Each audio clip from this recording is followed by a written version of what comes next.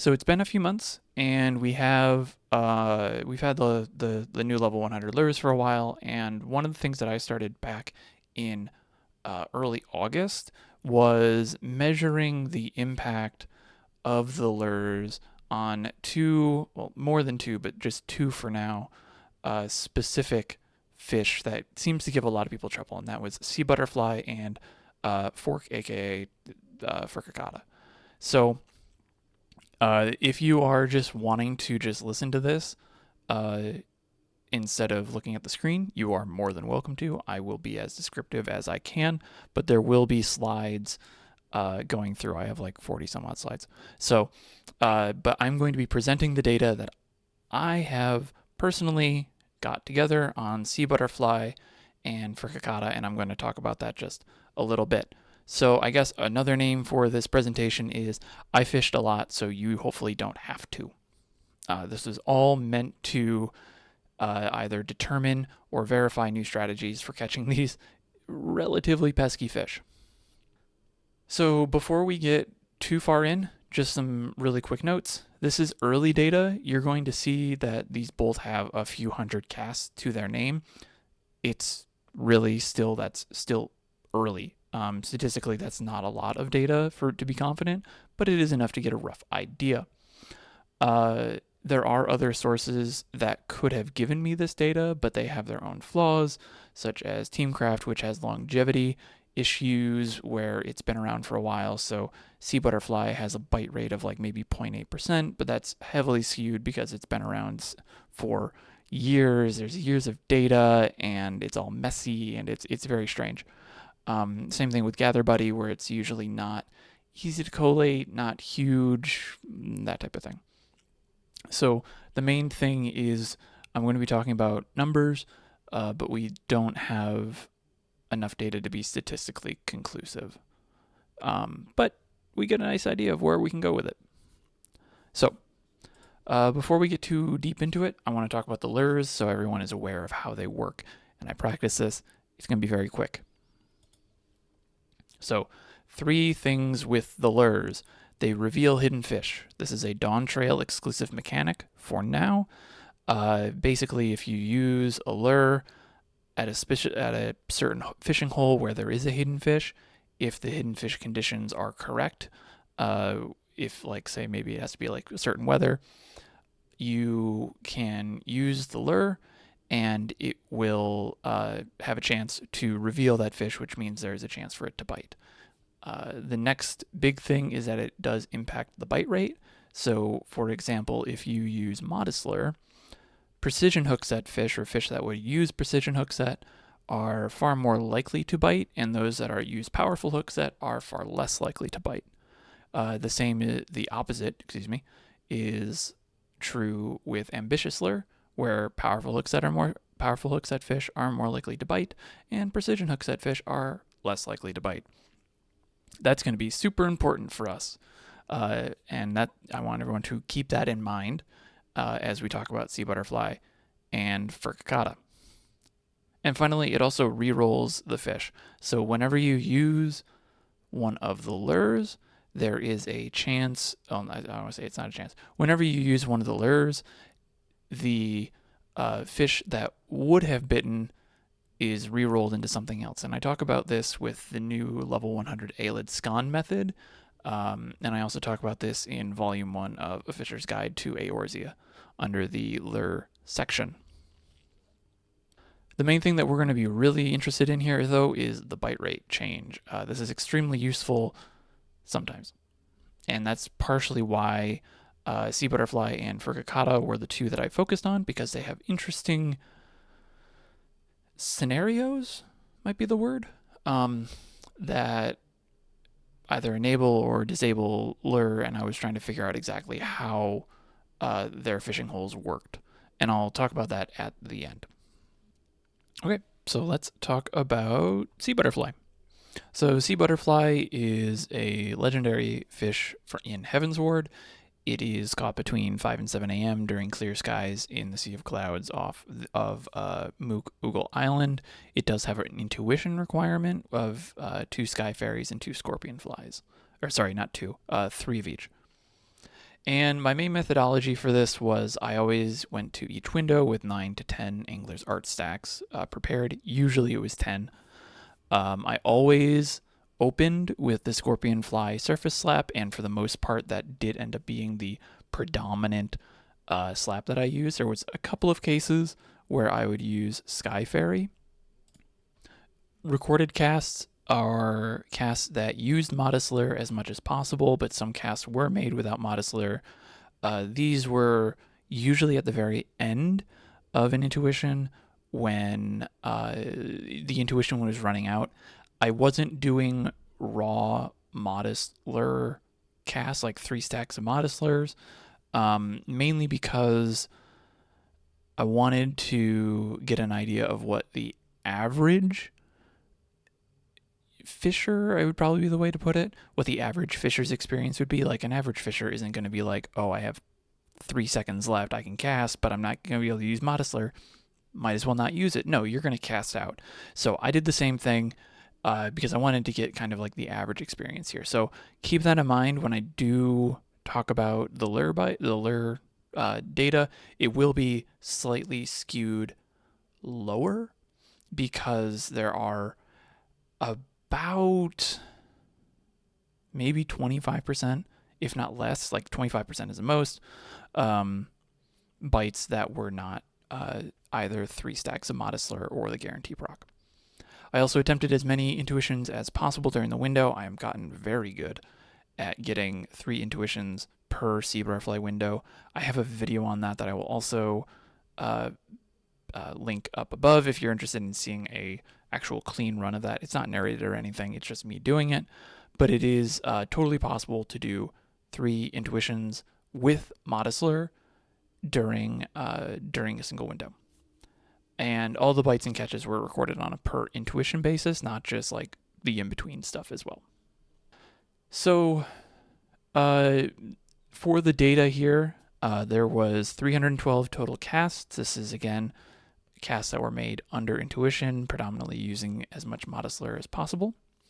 And this constituted about 102 total intuitions. There were a handful of times that I would get intuition, but it would only be like one cast, or it would be afterwards, or like after the window closed, so those were not counted. Now, the fun part that everyone is probably curious about is the actual bite rate.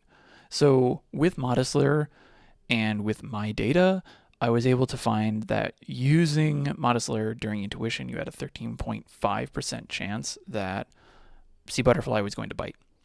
And when it bit, you had about a 23.8% chance that it was going to stay on the line. So about a 1 in 4, roughly, which is very high. And I'll compare that here in a second. But this in the 312, 312 total casts, 40 of those were bites, which is a lot. There was 10 total casts, or 10 total catches, and my longest streak of Sea Butterfly biting but not being reeled in was 15, which is actually, in my opinion, very high. Typically, I've not had any that long. It's usually like 2 or 3. So to put that into comparison, 13.5% bite rate with the lures is what I recorded using Fish Stats, which is a site that Fishcord user Loden made. The link's down at the bottom there. They went through and took Teamcraft data and cleaned it up and refined it. And so this is a rough idea of what Sea Butterfly bites without the lures, and you see that it's about a 4.7%. If you backtrack my 13.5 and you do some math, I get about 5.1, 5.2, which is decent enough accuracy between all things considered. So you can see that there's obviously like a notable increase in bite rate when utilizing Modest Lure during the intuition. So there is really a strong favorability that is showing. Again, it is not statistically conclusive because we don't have enough data yet, but there is showing of strong favorability towards using Modest Lure with Sea Butterfly, and how that is actually a beneficial thing to do. So I would probably recommend giving that a shot. Some other quick notes that I found through just through 100 plus intuitions of Sea Butterfly. 3-int Modest Lure, like I mentioned, is totally possible and is optimal, but it is kind of difficult. I was only able to pull it off because I have over 1,000 GP. I got, no, I don't want to say lucky, but in order to do it comfortably, you do need to get a natural large size catch off of the second intuition's building, because you're using double hook twice, so you have like 2 chances for that. And if you can get at least 3 or 4 more Angler's Art stacks, you have a pretty good chance of very easily being able to hit 3 intuition with using Modest Lure, where the first one uses chum and then the following 2 don't use chum, and that equates to about, on average, 9 or 10 casts per window, which is actually quite good for considering the time loss that you use, the time loss that you would get with lures. But again, it is difficult. It does require, again, like I said, over 1,000 GP, and I am still figuring out ways to make it a little bit more reliable. But the first and second intuition are deterministic. I can tell you exactly what to do. I could create like one of those like old summoner. I don't know if anyone remembers those like old 2-minute rotations for summoner. It would look like that, but I could do that, and you could do it yourself, and you could just follow those buttons as it comes up, and it would be pretty easy to do. That third intuition though is the one where it gets hard and it is not deterministic yet. There is more often than not, it's very easy to screw up, basically, and you don't get the full intuition during that, or you just get unlucky. So it is possible. I will put out guidelines and guidance on that once I have a better idea of how to better handle that third intuition, which should be within the next couple of months. But all that said, using Modest Lure with the 2 intuition window is super easy and extremely beneficial. So it is totally something that I would recommend. And if you have time left over, which you will have about 3 minutes, because you can get those first 2 intuitions between 5 and 6 a.m. AORZ time. If you have 3 minutes, you could probably pick up a third intuition relatively easily. But it might not be the full one. So highly recommend aiming for 2. And if you can't aim for 2, learn to do that. But 2 for sure, 3 if you're lucky. Okay, so that was all I had on Sea Butterfly. Let's talk about Furcacauda. So Furcacauda is an Endwalker legendary. It is caught between 1530 and 1630 Eorzea time during Umbral Wind after Fair Skies.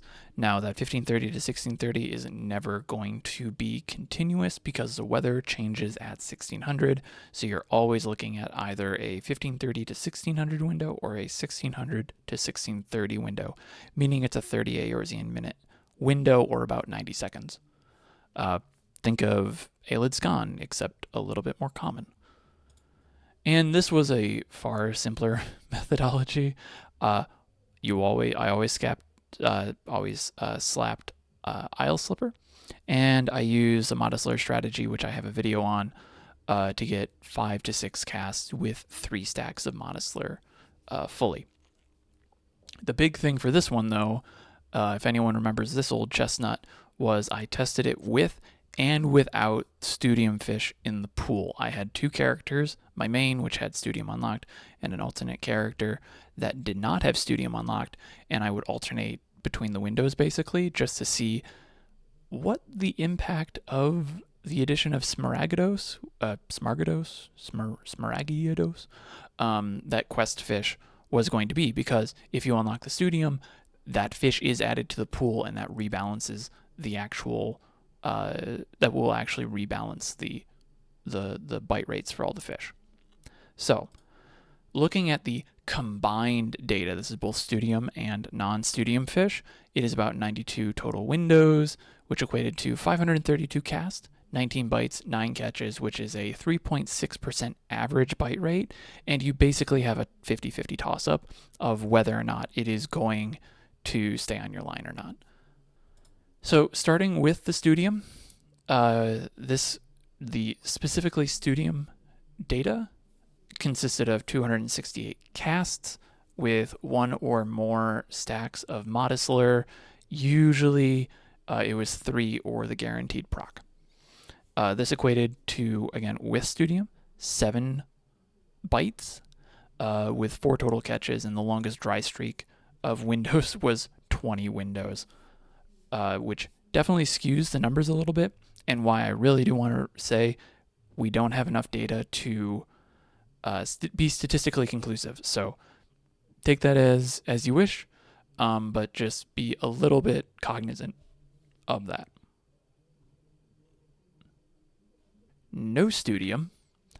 There was 264 casts, which is just 4 less than the other one, but had 12 bites, which is about 50% more, and had 5 total catches with the longest dry streak of 10. It's also worth noting that I did have one double Furcacauda window, which was on number 34 without the Studium. This was also the same account that got 4 Snowy Praxis in a single window, so take that as you wish. But by comparison, when you look at the actual numbers, it's a little high. When Furcacauda was added, there was a lot of discussion around the Studium and where the legendaries were, because the Studium adds fish once you unlock the Studium. If you don't unlock the Studium, you don't have those additional fish. So there was a lot of conversation around whether or not this was good. Should we be recommending the Studium? Should we not? To the point where, if you noticed with Dawn Trail, they actually made a note in the patch notes to say quest fish are only appearing when the quest is active. So if you did the Wachumeki Meki quest, you can only ever catch like King Puffer or Cenote Shark when the quest is active. Afterwards, it doesn't matter. They're not even in the fishing log. So they address that, but we still have the issue because they never actually retroactively fix that, and I don't think they ever will. That was a big discussion, and no one really knew what the data, like what the impact was, because no one actually wanted to go and measure Furcacauda. But I did. And so the bite rate with Studium using Modest Lure, I saw a 2.6% bite rate, and without Studium, a 4.6% bite rate. 2% higher, almost double, if you account for other variables that might be skewing things, but that's a pretty noticeable number. Now, if we actually compare that to what the actual bite rate is, we aren't sure. Fish stats, which I used for Sea Butterfly, is not updated with Furcacauda as of recording, and Teamcraft is heavily skewed with time, because Furcacauda was added at the end of the expansion, and it was still the last expansion. It has about a year and a half of data for basically leave the window or the fishing hole where you catch Furcacauda. It has about like a year and a half, 2 years worth of data without it, and then you add it in, so it's always going to be lower. So what I ended up doing was doing math and knowing what the rough modifiers are for each stack of the lure. I was able to backwards calculate what the bite rates were going to be. Estimate, again, very rough estimate, of about 0.9. It's probably closer to 1% in my opinion, but 0.9% if you have Studium, 2.1% without Studium, and again, that's without using the lures. So if you're level 90, or not level 100 at least, this is the bite rates that you're looking at. And again, rough estimates. So the estimated non-lure bite rates do show favorability to using Modest Lure. As you can see, 0.9 is lower than 2.6, and 2.11 is lower than 4.6. That's easy. Modest Lure actually did something. So it definitely helps with Furcacauda, even though you have less bites in the actual window itself. And As much as it pains me to say, there is a strong indication that not having the studium unlocked increases the Furcacauda bite rate, in my opinion, quite notably. Am I going to recommend that you don't do the studium until you catch Furcacauda? No. Take this as you wish, but that's what the data is saying, and I'm not going to sugarcoat it or skew it in any way. That's the data. So, uh, that kind of sucks for those of us who did the studium and still had to go catch Furcacauda. Uh, but I'm going to continue to test this, and we'll see maybe in a year or so. We'll see what happens to the actual numbers. Again, early numbers. So that is Sea Butterfly and Furcacauda. There are some other fish that I have started to do some data analysis on, and by analysis I mean recording. So Garliacthus, Astrotrivia, Quamatom, and Undertaker, which are all fish that a lot of people have some hatred towards. Um, Basically, Astrotrivia is still new, not enough data for me to even report on my status. It's about 100 cast in. It's looking kind of okay, but it's not enough for me to actually say yes or no to the lures. Garliacthus, same thing. Still early. There's 2 slap options as well, so it's like splitting that up, and I'm usually just getting whichever one I get first. I just started Undertaker like literally last week, so I have next to nothing for that. Aquamaton is one that I'm actually really interested in and will probably take over. Will probably become like one of the primary things that I go for, because I think being able to use a lure during the Quamaton, if we can see how much that actually increases the bite rate, that can make a Quamaton way easier. And finally, I'm not actually collecting lure data, but I am looking at Sidereal Whale and the new Spareful Hand identical cast technique, which I also have a video on. I'm looking at that just to see how many horizon events you can get on average. Right now, it's looking high, which is great, but I'm only 3 or 4 windows into that right now, where I've actually got intuition, and so that one will probably be done. I'll probably be okay with the numbers that I get probably in the next couple of months. But for the most part, I'm just throwing that in because my alt needs whale. I'm going to get whale. So, like I said, or kind of hinted at, a lot of these fish are going to take a long time to get conclusive data on. So, if you're waiting for guides on like, can I use lure on a Quamaton?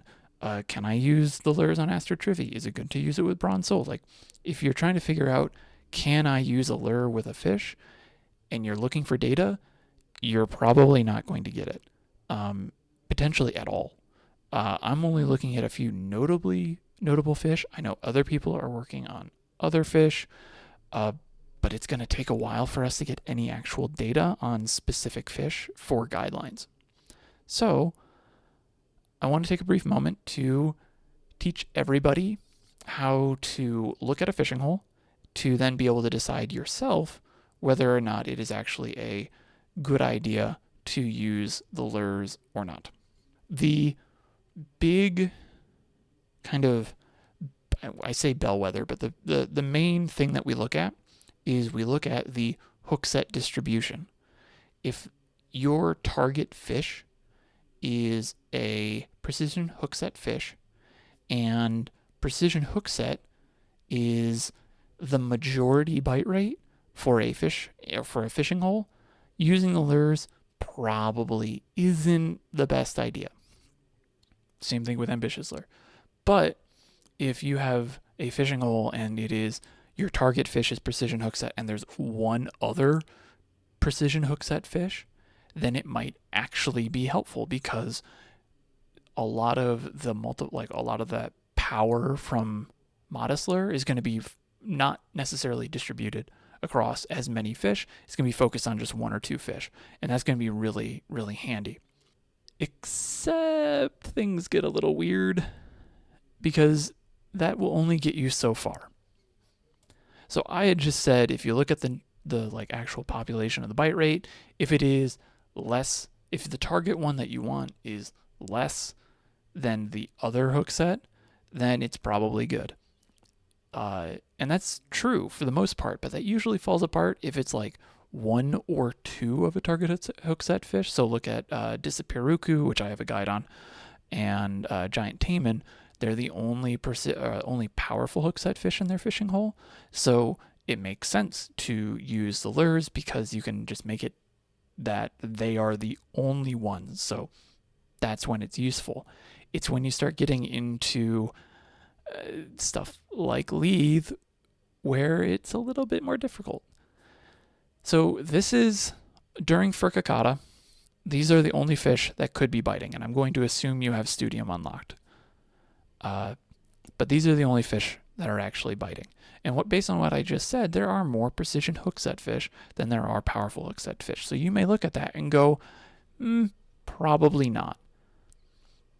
But what we actually want to look at is, well, the bite rates, because by all accounts, it doesn't make sense based on what I just said. But if we actually go and look up the bite rates of all the fish, we find that the Irabanian and the Smaragdos together are actually more likely to bite than the precision hook set fish combined.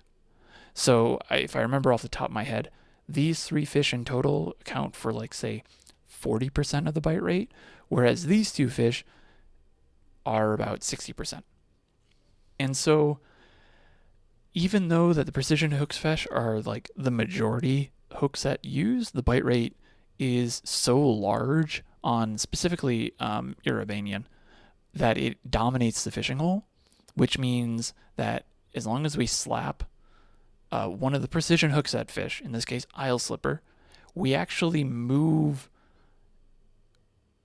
increase the dominance of the powerful hook set fish even farther into the dominant stage, which makes the lures more useful. And so that's a little bit weird to say, but trust me when I say this, if this is more of a likely bite to happen, then if your target fish is the opposite hook set, then it is okay to use the lures most of the time. There's this weird gray area about in like the middle 50-60% bite rate window. It's where things get kind of strange, and that's why we're doing these testing, just to see and better understand what actually is going on. Now you're probably wondering, well, what happens if I just slap Irabanian and then use Modest Lure, because Irabanian bites more often? Well, without Studium, there's no Smaragdos, meaning if you slap the Irabanian, then all you have is precision hook set fish, and Modest Lure doesn't do anything because it's raising all three of those fish at the same rate. We see the same issue with Aelid Scan in Longmuir Lake. If you have the Studium, then you actually have Smaragdos left, and that by removing Irabanian from the biting, from like the chance to bite, you actually make powerful hook set the less dominant, less likely to bite, meaning that, again, the lures aren't going to be as effective because your target fish, its hook set is now the dominant hook set. So lures are really good if the target hook set that you want is less likely to bite. That is a very strange thing to say, and I probably made that a little confusing. I've been trying to figure out for months how to best explain when to use lures and when not to, and it never seems to land right. So I hope that makes a little bit more sense. But basically, look at the likelihood of a specific hook set to bite, and if your target one is less likely to bite, lures are good most of the time. And the way that this is set up, you actually see the same thing with Sea Butterfly. So Sea Butterfly technically is well, sea butterfly is a precision hook set fish. It would be the majority biting hook set, but by slapping scorpion fly, you actually make it uh, the less likely to bite, which means that the lures would be useful. And we saw that. I have proven that sea butterfly bites more often with modest lure at a very notable rate.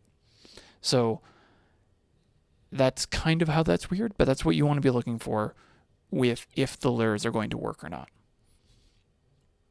Okay, math done and out of the way. Final conclusions. Modest lure at Furcacauda, likely good, both with and without Studium. Both are going to be very likely to use, or both are going to be very likely to have, or want to be used. Words are hard. Studium unlocked with Furcacauda, likely not good, as much as I hate to say it, but now we have the numbers. I'm just reporting the data. If you've done the Studium, don't fret too much. Don't feel like you missed out, please. But for the most part, if you haven't done Studium yet, I'd quickly go do Furcacauda and then unlock Studium, because Studium is actually good for snowy paraxes. And then finally, is Modest Lure with Sea Butterfly? Likely also good.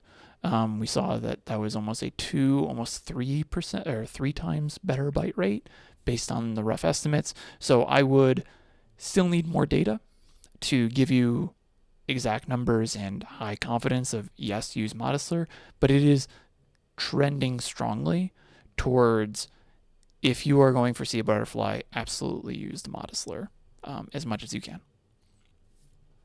Okay, so I threw a whole lot of stuff there. I've never done a data presentation like this before, so I hope this came out okay.